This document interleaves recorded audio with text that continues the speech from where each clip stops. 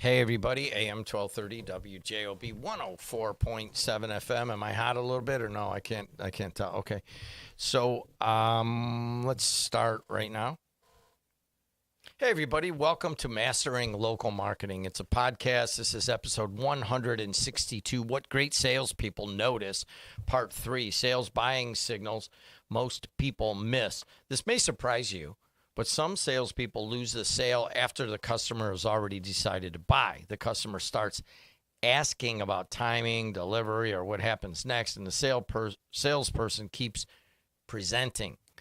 Great salespeople recognize the moment interest turns into intent. This is actually the third installment of kind of this salesperson interaction, some tips for salespeople. And who better to do that than the leader of this podcast, Matt Hansen, digital marketing guru. Thanks, Matt, for bringing this up. I like this topic. Well, it's funny because I've just started the whole process of shopping for a new car. So we'll see if anyone out there is listening, because we're going to give you some advice on that. You know, I do want to just bring this out. If you do listen to this podcast on a regular basis, wherever you are, I know Matt keeps showing me the stats, and just tell a friend, say, hey, you know, just listen to these guys. They give you little tips about what to do with your small to medium-sized business, how to market it. If you're in a marketing department, of course, we will get a little more technical for you. But if it's just you owning a business, you're in marketing whether you want to admit it or not. So, Matt, I have been guilty of this many times. I've already made the sale, and I'm still selling them. Because part of it is you're taking your shower in the morning. You're like, all right, I got to make sure I got this, and I want to listen.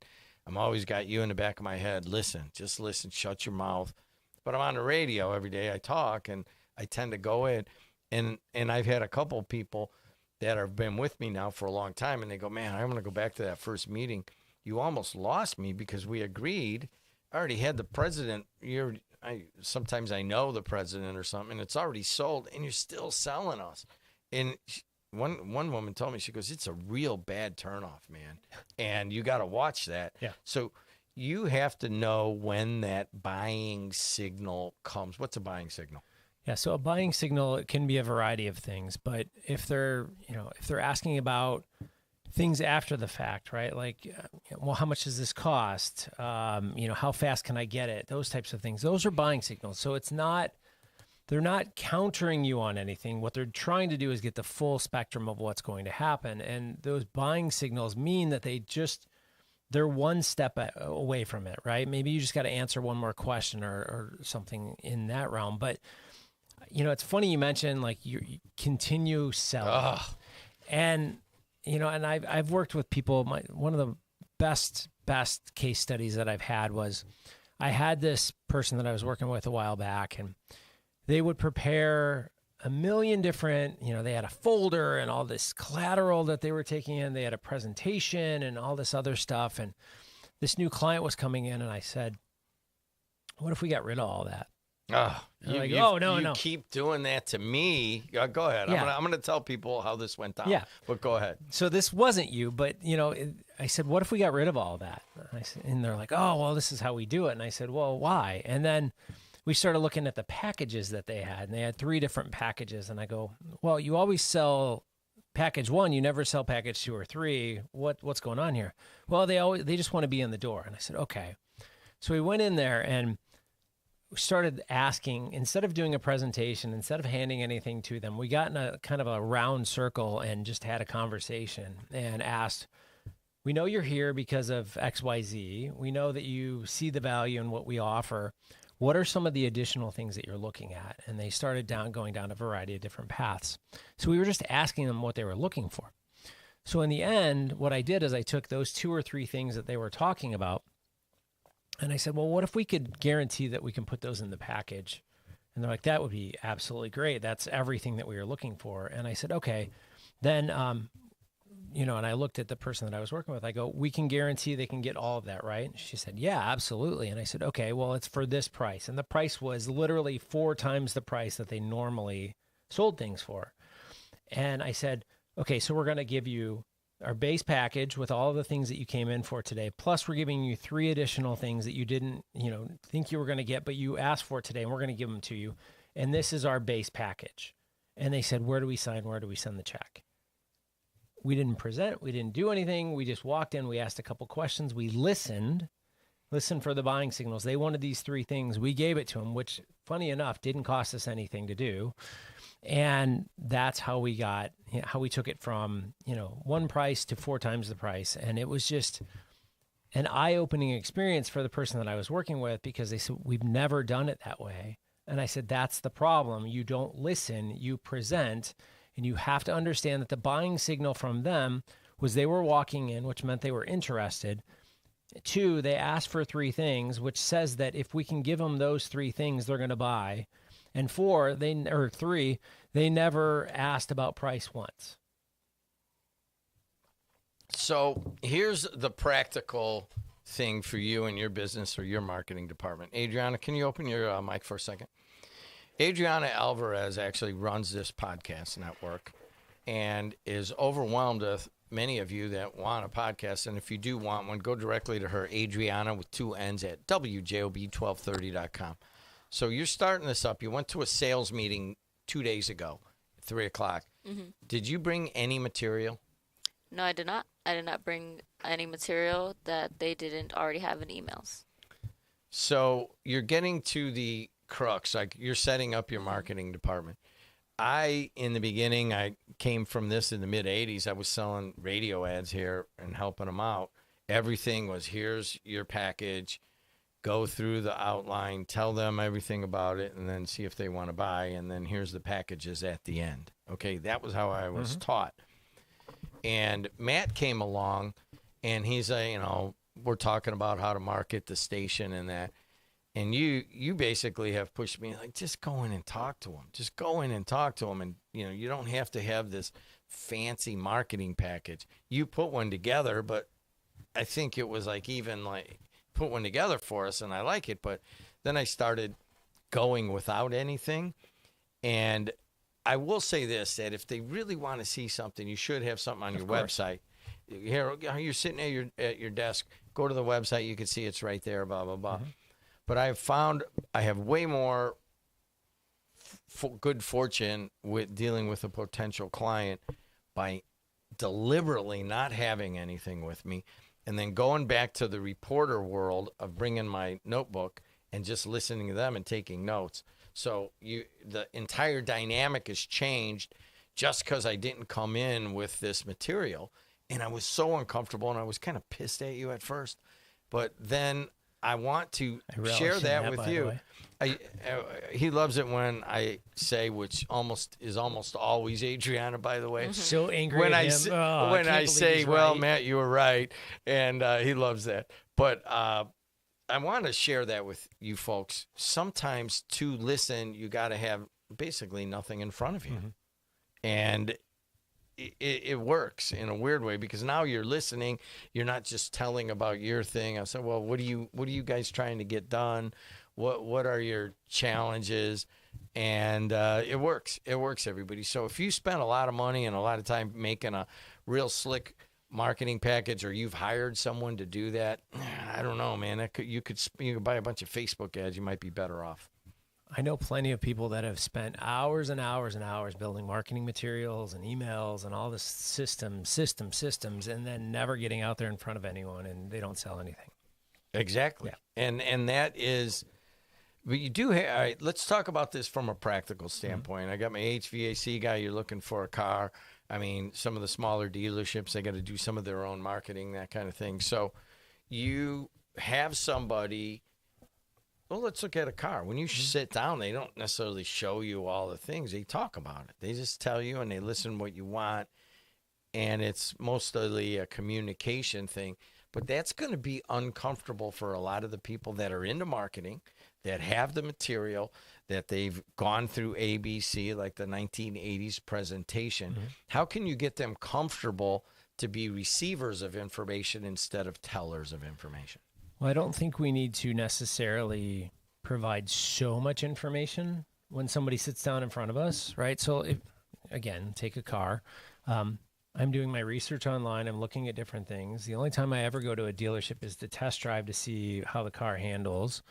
And, we talk about timing questions. And, when I sit down with them, I go, it's this car and I need to get to this price. And that's a clear indicator that this is where we're going. Are you going to meet me where I want to go? And that's interesting and fun and challenging and all in the same. And, there are some people that listen to that. But going back to your statement there, a lot of people will go and do the research by themselves. They'll understand, you talk about your HVAC guy. They're probably out there researching HVAC systems, unless it's, 100 degrees outside and they have no AC. But by the way, can you tell we got our AC fixed? Well, it's also 70 outside today instead of 140 like it's been. But yeah. Adriana's just smiling. She had to do all those shows in a 90-degree heat, and then finally we got it fixed. Yeah, but everybody's lost weight here. They're all, like. Well, I mean, that was sizes. my buddy, so I just called him. I didn't have to do any research. Come over, fix it, boom. But not everybody has the buddy. They've done that research, and a lot of times the client is coming to you, kind of knows your thing already. Mm-hmm. So why are you representing it to them? Right? Exactly. Right. Like, again, you talk about a lot of the, like HVAC and plumbing and all of those. I mean, yeah, you may have to explain what needs to be done, but I pretty much know what's going on. I mean, we've talked about like sewer lines in the past and, replacing that stuff, and what has to be done. Just, you're going to dig a hole, you're going to rip out the old pipe, you're going to put a new pipe in, and you're going to fill the hole back in. Are you going to do some landscaping, some, anything on top of that? That's about the only questions that I need to know. And then it comes down to price, right? And how fast I can get it. And those are all buying questions, right? Like price, what's your price? What's your timeline? How fast can I get it in? That's what we're talking about today, is that buying questions, you need to quickly just close your mouth on your sale and just start, let's get their, signature on the contract at that point. So most people will continue to talk and talk and talk. And I've kicked people underneath the table to get them to stop talking, because I'm in, I do this a lot with people where I go and I consult, and I will literally sit in a room with them where they're giving a pitch and they just keep going, and I'll give them the blank stare, like, what are you doing? Just stop. And I think it's the nerves that people have, the uncomfortableness that they just keep, I know this, I'm going to keep going with this, and I feel uncomfortable asking for the sale. But if they're giving you those buying signals, well, how fast can we get this installed? What is this, right? Like, there are all these different things. And, I don't think people focus on what's being said as much. And again, I work with students all the time, and I'll throw buying signals at them and they miss them all the time. And I stop them. I'm like, I just threw one at you. Watch my body language, right? If I turn to you, or like if I'm arms folded and all of a sudden I turn to you and sit up, that's a clear motivating factor right there that you've piqued my interest. Go down that side. And it's funny how very little people understand these types of things. Now, I get it. Some of you out there are probably well-versed salespeople, and you're like, yeah, this is basics. But a lot of people don't understand that those are things that are happening. Human behavior is we tell exactly what we're doing, and most people don't pay attention to it. And, it's funny because my students, a lot of the times they're like, how do you do that? And I said, I've been doing it for almost 30 years at this point. I see it all the time. I know what's going on, and you'll get as good as me at some point. But if you're out there and you're trying to sell, watch people, listen to what they're saying. And you really should only be talking about a quarter of the time. You should be listening about 3/4 of the time. Okay. So let's do a couple of, practical natures here. So I'm the president here of basically 4 companies. So I do a lot. That's what I do, is I sell. Mm-hmm. So I go out and I sell something, right? So I don't really know what's going on a lot of times in those verticals, right? Like Adriana's podcast network, I was like, all right, well, hey, contact Adriana or Lori and we'll go with it. So I've gone from, when they asking me all these deeply specific questions, I'm like, hey, you know what? She's going to handle this. She's going to take you and walk you through this whole thing. If you're in, all right, cool, that's good. Let's move on from there. So I have shifted it out. And there are owners right now that are listening. You know, they've got a 20-person machine shop, and they don't want to do every little hand holding of the onboarding and the signing of the contract, and there's a lot of hand holding, right?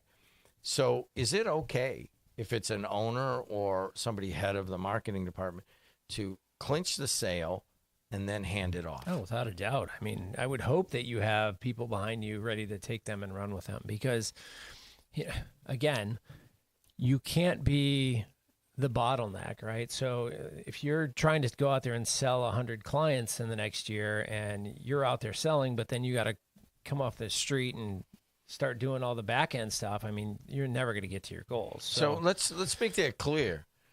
If you have grown your business maybe from 1 person to 30 people, you're used to doing that. And you have to get better. If you are still selling, and most owners still sell, you got to. That's your job. Yeah. As a matter of fact, you may be out of operations now like I am, and you're just selling. You have to let go of stuff you may have done in the past. Yeah, well, a great example of that was last year. I went to a window place, and I knew the owner, and he's always out there selling, but I didn't have time to go chase him down. So I went straight to the office, and I was talking to the lady that was in the office, and I said, "Here's what I want. Let's get this done." And she didn't have everything ready to go. She's like, "Oh, I got to wait for him to come back into the office." And I said, "Why? Like, let's go. I know what the price is. This is what they've always been, da da da da." And it took about 2 days to get it accomplished, where it should have been literally me writing a check right there and just saying, or paying with a credit card or whatever, but showing my age. But, it should have been done in 10 minutes instead of 2 days. Well, I think we have one going on right now. You heard us before the podcast. Adriana's like, "Yeah, have you reviewed that contract?" There should be a standard contract where I don't have to review it, and I'm going to make it on this client, and then you won't have to wait for me. I think I've been sitting on it for 4 days. She already sold it. Yeah. And I sold it, handed it to her. She got it already, and then I'm bottlenecking it. So that's a good term. And, we try to give practical stuff for you and your business. That is something to be concerned about. Matt's a big systems guy. Do not let the bottlenecks build up in your system. All right, let me give another part. You're talking about cues in person, and you're meeting with people and hand-to-hand combat. A lot of times these are on Zoom or Riverside or whatever online, or Google Meet. How does that change things? I don't think it's as personal, right? So we've all sat on Zoom and Google Meet and all that, and quite honestly, one of the clients that I work with, they used to do weekly meetings on Zoom, and since I've joined them, now they're in person, and they're just like, "Oh, this is so much better." And you can't read somebody as well through a Zoom or a Google Meet as well as you can in person. There's a lot of different mannerisms and things that people do, but I also feel like you are distracted when you're on a Zoom, right? Like there are other things going on. There's people behind your computer, maybe walking around, or your phone's going off, all this other stuff. People are checking email and all that other. So I don't think you get their full attention, but again, you've got to understand the environment. You got to understand your client. You got to listen. You got to make sure they're focused on providing you the problems, the needs, the wants, the demands that they have. And with that, you can get where you need to go. But there's just so many different buying signals that you'll miss on Zoom that you won't necessarily get when you're right in front of them. So you're basically saying try to get in front of them. Oh yeah, without a doubt. I mean, okay, let's go on. What do you mean by ownership language?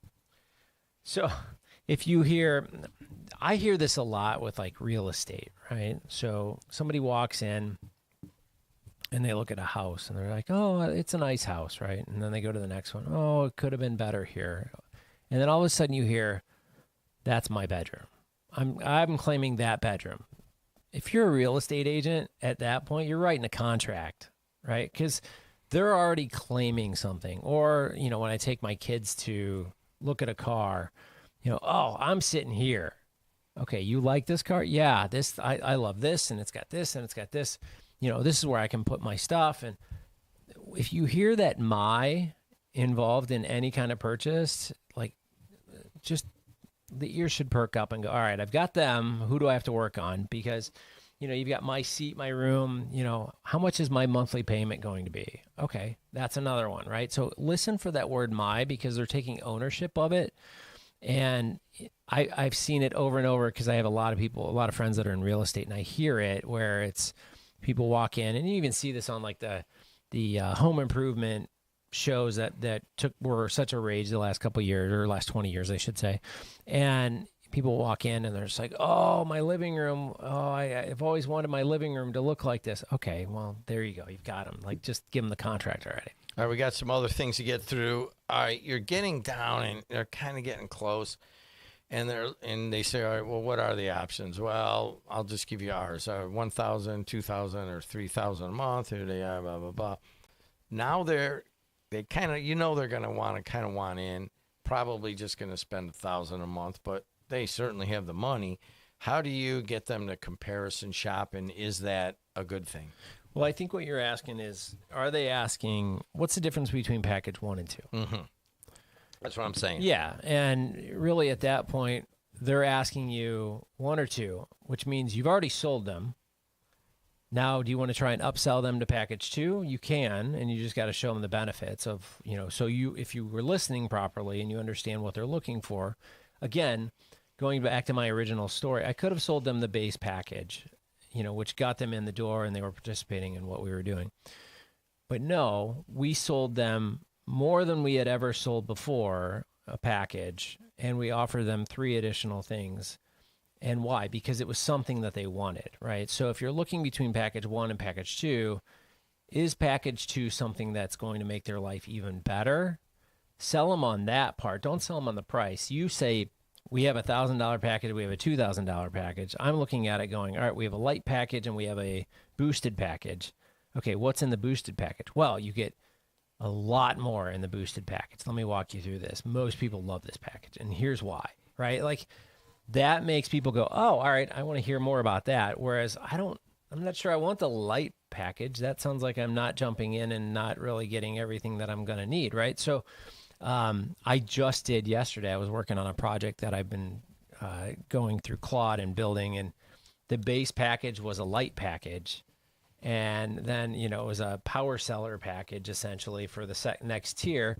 And, I'm laughing about it because I'm going, nobody wants the light package. Nobody wants that part. God, we're buying so many different AI agents, and it's always the second level. That first level is like, we're going to run through those credits by the 5th day of the month, and we're going to wait for another month. Yep. You're already up there, giving yourself capacity. You probably will fill up anyways. Yeah, so but you were going to buy regardless. Yeah. Yeah, that's what I'm talking about. So if they're doing a comparison between 1 and 2 or whatever it is, know that they're ready to buy. So you've got at least, if you're talking about your $1,000 package or your $2,000 package, you've got them for $1,000. Is it worth my effort to go and try and push them to the $2,000 package? And based on what I heard earlier, yes or no. And if it's not, then you just stick with the $1,000. Yeah. Once again, you're back to listening, which is very difficult when you're so into your product and whatever you make and whatever service you provide, you're into it. And you've been doing it, and you've maybe moved into sales or you've been recruited to come in on sales, but you're into that product. Otherwise, you wouldn't be selling it. And you want to tell people about it, but you have to temper yourself. There's one final thing to mention on this. You go in and you meet with someone and you're talking to them, and they give you, well, I'll have to run this by my accountant and this and that. So they third party it. And they say, well, I'll have to run it by this person. How do you deal with the third party situation? I mean, you're going to hear that often, but if it's more of a like, I need to think about it, I need to go and meet with my partner later or something like that, that's not a buying question. If they're saying, let me go get my partner so they can be involved in this, that's a buying, statement. And if you're paying attention to that, okay, I've got this one hooked. I need to figure out what the next one is going to ask me, all the questions. So listen for the terminology. There's a difference there. Like, I need to talk to my partner versus I'm going to go get my partner so they can hear this too. Those are two different statements. One is good, one is bad. right? If they're saying that they later on down the line, we've kind of covered that in the last 2 episodes, but if they're saying they're going to go get somebody, or hey, I'm going to go get my wife or my husband so they can, understand this as well, that's a buying statement. Listen to that, because that at that point you're in a good shape. So one of the things that Matt and some of the others, they got us involved with some venture capital things, and they give you money, and then you got to go raise your own money. So I'm out raising money for basically a VC, and I had never done that, and I'm learning, kind of relearning a different product basically. And what I found was, when I talked to someone and they're like, well, let me run it by my accountant. As soon as they third party it out, I don't really want to spend that much more time trying to get them, as one of the VC investors, because the percentage of hitting someone that will tell you that is very low. So why would I spend my time? There's a lot of people with a lot of checks to write that want to invest in things. So I just say, hey, man, thanks. I might follow up with an email at some point, but I'm not going to invest the kind of time like, oh, you want to play golf? Well, if you're not really if you're third partying it out, I don't have 6 hours for you, and that's just how it is. So I just say that as kind of another one of these tips. Look for that. If it's a buying question, well, let me see if I can circle in my partner's not available right now, but maybe we can all get on a Zoom and you could go through some of this. They're bringing them in. Oh, well, let me run it by the accountant, and then we'll look at it. And I was like, I'm sorry. Thank you for taking the meeting. It's helped, and it's been very helpful. But I'm probably not going to spend that much time. You guys can handle that however you want with your business. I'm just telling you that as soon as I hear the third party, to me that is a non-buying signal, and then it's a much lower percentage, and they're going to spend less. Yeah, I think you just missed something in the listening. That's all it comes down to. It always does.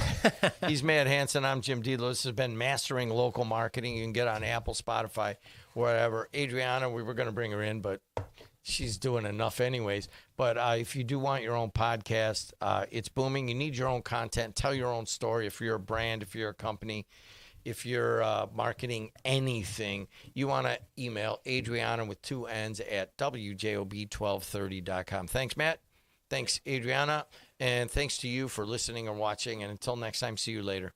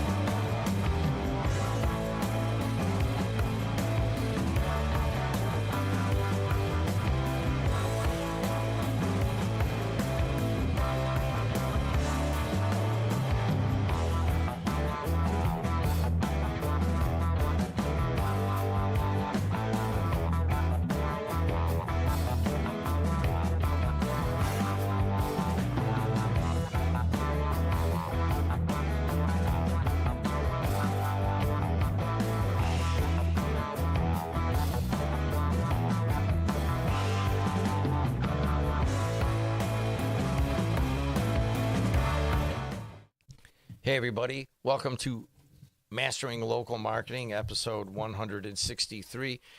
Do you have a small or medium-sized business? We give you practical tips. I'm out in the field. Matt's out in the field, but Matt also comes from the academic side, and he's been teaching digital marketing since before it really even had a term.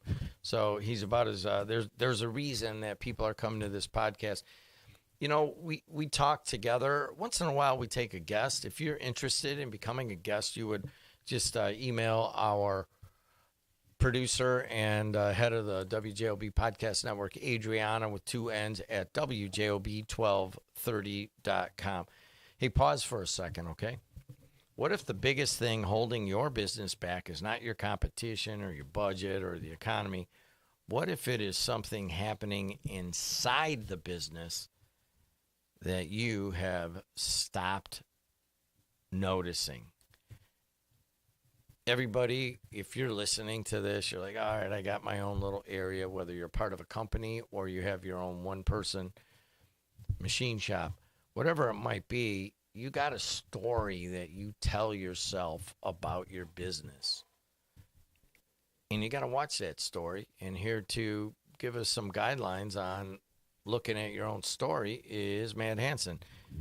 Talk about the story that we all tell ourselves. And you're always like, these are all subtle rips on he's trying to guide me in the right direction. So I know what this already comes to about the story you tell yourself. What do you see out there? What do you want? What do you want people to know about the bad stories that you've seen? I think you need to look in the mirror is all I can say, right? So we did the podcast last week, and you said something to me, and you're like, I forget what you said exactly, but like, motivation, moving forward, just going. It was something along those lines. Churn, right? Everything's churning all the time. Yeah, and I know where this is going because it's a great time to do it, actually. Yeah. But so I was laughing, and I'm like, okay. So I went home after the last one. I knew it. And I was like, all right, I got you. I see this. And it was funny. I started saying no to things. I started like cleaning house. I started looking at things and going, why have I not finished this project? I'm like, it's because it's on me. It's on me. I haven't finished this project because it's me. And how many times have we looked at that? And, like, I'm going through my clients, I'm going through some of my best friends, and we all do it. And we all have those things that we want to do, but we're all in our safety mode. We all just like, oh, well, we'll get to that eventually. And we're all, we are the problem. Let's be honest. And once you realize that you are the one that's causing some of those problems, and I'm pointing the direction right at me, the finger's right at me, that's why, right? So it was funny, the amount of things that I got done this past week, just from that one little comment you made to me, threw me overboard. And I'm just like, all right, forget you, Jim. I'm going to do this, and I'm going to do this. And it wasn't personal. It was just that you were the torch that lit, the gas. I can't remember. Forget Give what me you an said. idea. I mean, obviously, I think I'm doing 5 podcasts today. Yeah. Maybe 6. So, I'm going to forget. But, I mean, I'm going to guess at what the comment was is I think I have, you bring these things out, and they're subtle criticisms, positive criticisms of what I'm doing, and it's not targeting you. No, it's not. But we use me as an example. And to be honest with you guys, doing this podcast, we're on 163 here, has completely changed my business, because it's like I sit down every week and I have a business coach, a business reviewer on a regular basis, and a business reviewer on the operations side and on the marketing side. So I bring out stuff that I've learned through doing this podcast. But one of those is that I was telling myself a false narrative. Mm-hmm. And I think you like push this way. I mean, right now, look at Adriana in the middle here. She's like, I got 4 contracts in there you need to do. I'm the bottleneck. Yeah. And I would not admit that until I quit doing my morning show 61 days ago, which, after 22 years, it kind of adds up. That was my identity. But you were like, dude, what are you going to be? You're going to be a coach, or you're going to be a player? But if you're going to be the player coach, you can't expect any different results. I have walked away from it and realized that the story I was telling myself was completely fallacy. And I just wonder how many business people will not step back and look at what their role is and what their story is, Yeah. especially those that have built up a good business from nothing. Yeah. Right? I'm sure you see this. So I saw it this week. One of my largest clients, we sit down weekly to have strategy meetings. And the rest of the team, we were waiting for the CEO to come in, and the rest of the team was just like, okay, well, we got to get this done. We got to get this done. We got to get this done. But we're waiting for the CEO to approve these things. So they're like, we need a system to kind of get that under control. And they said, can we use you? And I said, oh, absolutely. You can use me because I will get it going through fast. I said, if I got to go out there and I got to take his tires off of his car to sit him down to get these things done, that's what we'll do.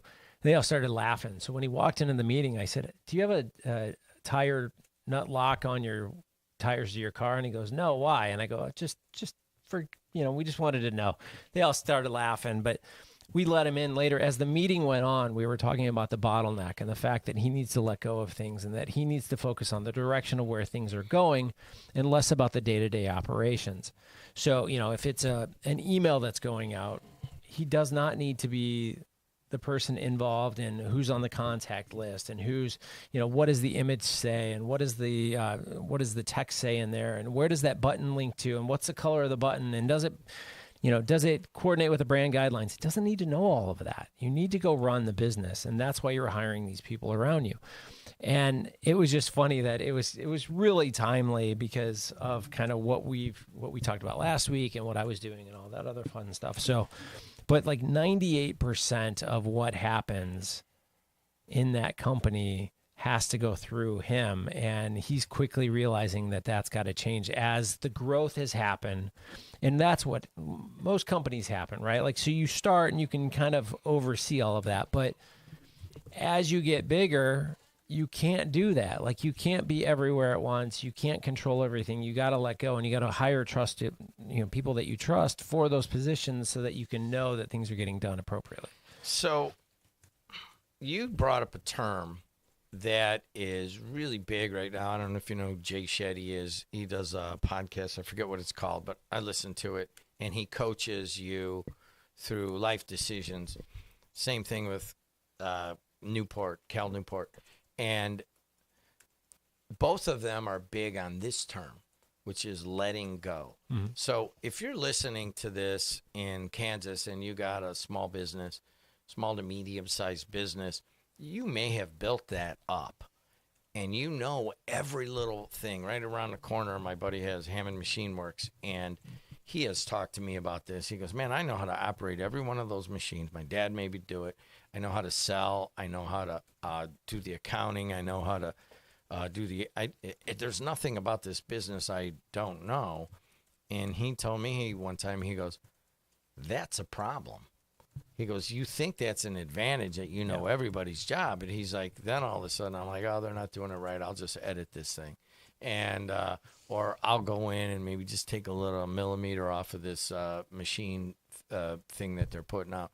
And he's like, man, I cannot do that. So I'm playing golf with you right now in the effort to let go. We're talking directly to people that cannot let go of certain topics or tasks in their organization. What do you tell them? You're creating your own chaos. That's really what it comes down to. So people that try to hold on to everything will never hold on to anything. And I've seen this not only in my own life, but in a variety of people that I've worked with through the years, is they try to be everything. They want complete control. And I'm going to go back to my original first boss, and I'm not going to name any names, but she held on to every single decision. So Monday morning meetings, we'd walk in, there had to be 15 of us around this conference room table, and we had to go from person to person to person. And she would basically tell you, well, do it this way, do that, do this. And she wanted to know everything, which is great. I understand you wanted to know it all, but it was constant, change this, do this, just let us do our job. We're doing a good job. Let us get through. Like, you've got to just walk away. And she was miserable in those meetings because she was constantly angry at what was going on. And it was other people, like my second boss, same industry, just gave me a runway, gave everyone a runway, and just said, what do you think about this? And would just let me go.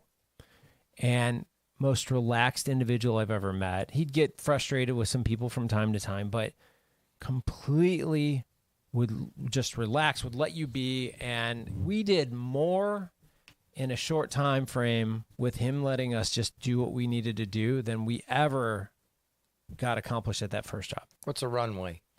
Runway, like, let me take off, right? So let me get this business to where it needs to be. So you're holding me in a hangar. You're controlling. You're still critiquing the airplane. You're like, oh, well, that wing doesn't quite look right. Oh, that paint job isn't quite perfect. Oh, we could probably put one or two more seats in there.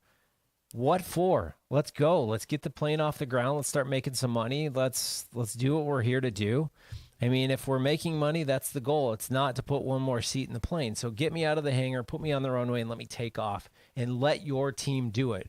It's like anyone that owns any of these, private jet firms and all this other stuff, they're not up there flying the planes. They're sitting at a desk controlling the business. They're letting the pilots fly the planes, right? So just let people have their own runway. Let them take off. Let them do what they're there to do and relinquish some of that control. And it's hard. I get it because you're like, well, they're not going to do it the right way. Okay, well, then you give them a lesson as to how to do it the right way, your way, and let them figure out their way to do it while taking the same influence from you. But I have relinquished so much control in a lot of the stuff that I do that I've bought back free time that I can then go out there and find more clients, more work, more whatever I want to do. Or if I just want to go sit on the boat, I can go sit on the boat. But that's if you don't let go, you will bury yourself in your business. And that's the hardest thing. So, when we say about holding you back, put the mirror up, look in the mirror and go, where am I holding up my team? Where am I holding up my business? Because if you can identify those things, there are some things that I've done in the last 2 years that have bought me hours and hours and hours of time every single month because I've put the right people in place. I don't have to deal with the headaches. The things that used to keep me up at night are gone because other people are dealing with it. And it's such a great feel. I remember literally, and a lot of you probably sitting out there do this today. Like you're up at 3:00 in the morning and your mind is racing because you cannot figure out how to get these things off your plate and all this other stuff. And I've been there. And I remember there were times where I would not sleep for 2 weeks. And I said, why am I doing this? I can pay somebody to do all of this stuff and take all these problems away. And that's what their job is. That's what their company does. Why am I doing this? And it took me a little bit of time, but I did it. And now I'm just oh my, whatever. I will pay you double if I have to, because this is so much greater to not have to deal with it. I'm getting sleep. I'm going to bed at a decent time. I don't have to worry about it. So that's what I mean. Stand in front of the mirror and go, what am I holding my team up from doing? And rip yourself out of it. Just as an aside, I called Matt a couple days ago. I'm like, what are you doing? I heard a clank, clank. I asked him a question. I mean, you don't have this. I basically have, free marketing consultation, but you're like, oh, I'm fixing a shower at the lake house. And I'm like, you're what? I'm like, can't you hire someone to do that or whatever? And I realized that's kind of what you want to be doing, hanging around your lake house, putzing around, and that your digital marketing company, you're letting the people run it. You're not teaching right now. We sit for recording a podcast once a week.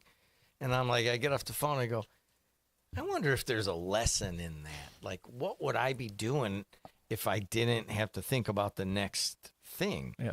And I already know what, the 2 or 3 things would be, but it really was like, he's like, oh yeah, the shower here, it's it doesn't always work and this and that. And I'm like, I know. I mean, you could get a plumber out there, it'd be a couple $100, Right. fix the line, the threading on the pipe is what it sounded like. And, but you didn't. Was that something that you don't want to let go and you're bottlenecking, or is that just something you like to putz with? No, I mean, I call plumbers when I can't fix it. Like if it's something major, I'll call them out. But, we're talking about a shower cartridge that all you got to do is pop the handle off, pull the cartridge out, put another one in. And Thread the pipe, maybe. You didn't even have to do that, Yeah. right? Okay, So you didn't? Okay. No, so it's stuff like that is not worth calling a plumber for. I can do that in 2 seconds. I think the hardest part was finding the cartridge at like a Home Depot or a Lowe's. But yeah, no, like I enjoy tinkering, as you know, and something like that is fine. I mean, I've done worse, but like, the last episode we talked about a sewer line. Like, I'm not going to rip out a sewer line. I'm going to call a plumber. You guys are going to do that. Like, that's not even.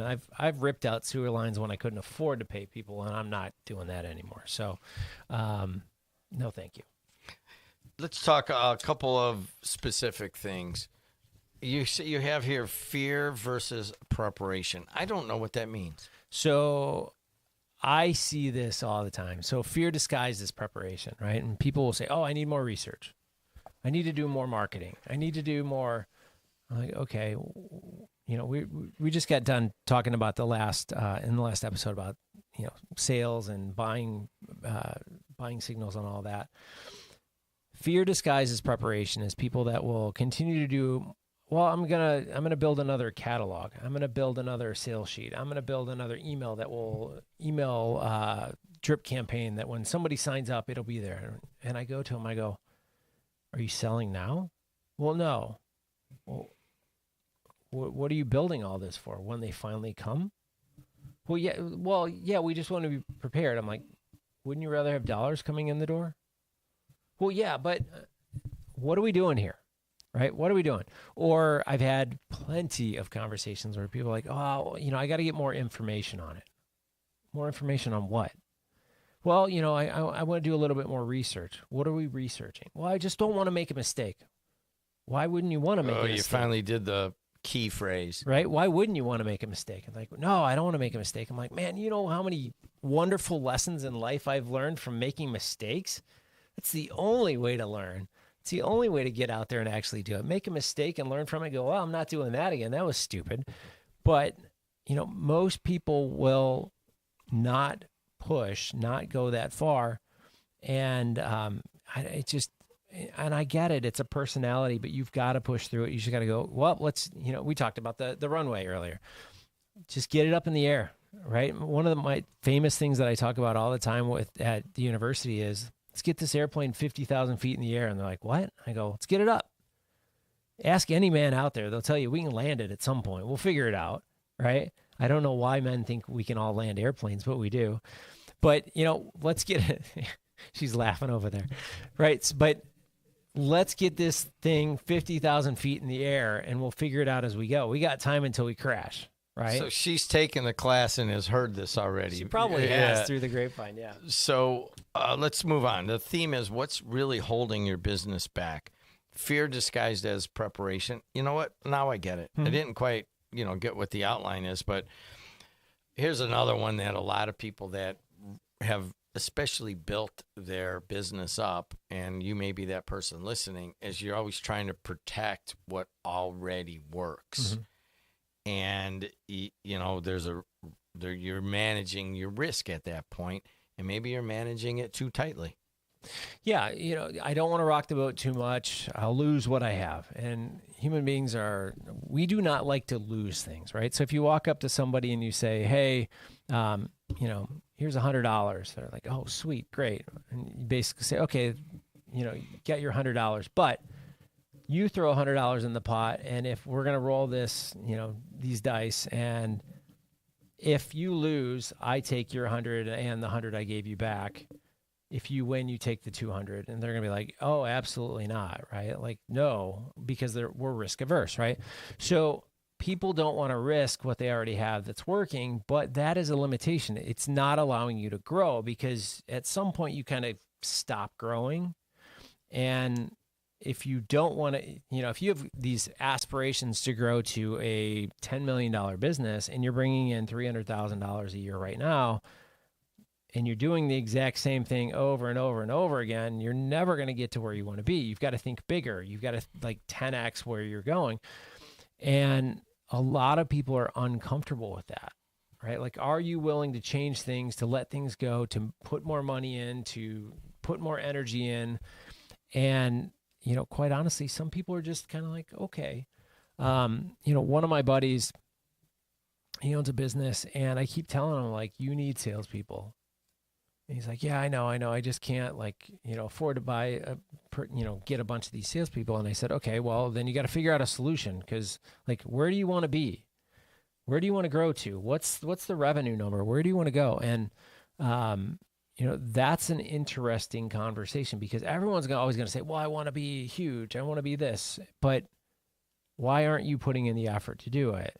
And it's, again, looking in the mirror and going, as much as I want to say, dang it, right? I'll say it that way. It's me. I'm the reason that I'm not putting in 60 hours this week. I'm putting in 10 hours this week. I'm not putting in significant dollars into our marketing because I'm scared I'm going to lose what I'm already putting in there. And I see that all the time. Like, well, I put $1,000 in. Okay, well, put 10 in. What's that going to do? Oh, I could never put that much money. What if I lost it? Yeah, what if you lost it? What if it doesn't? What if you don't lose it? What if you know your numbers so well that you're actually getting a 2 times ROI on your money, and you're putting 10 grand in? What do you think is going to happen to your business? So it's an understanding of what's going on, and just human beings hate to risk things. So we take what we have and we're like, okay, this is good, but I'm not willing to risk it. This is episode 163 of Mastering Local Marketing. What is really holding your business back? Certainly we start and kind of end with the story that you tell yourself. People don't want to recognize maybe they're the bottleneck. Maybe they don't, managing risk is basically what business is all about at some level. And maybe you're too risk averse and you don't want to try new things, especially in the time of AI coming on and onboarding right now. But we have a bunch of other things that you could tell yourself, and what is the story that you tell yourself. So I'm going to make an executive decision. This is episode 163. The next one will be episode 164. We will continue this one, and we'll talk about the story that you're telling yourself as the head of your marketing department or as the head of your company. And maybe you can adjust that story. Does that work with you? That works for me. All right. Adriana Alvarez is our producer and the head of the WJOB Podcast Network. If you'd like your own podcast, Adriana, 2 N's, at WJOB1230.com. Thank you, Adriana. Thank you, Matt. But mostly thanks to you for listening or watching. And until next time, see you later. It's the simplest expression. The smallest thing that changes everything. A smile. So easy.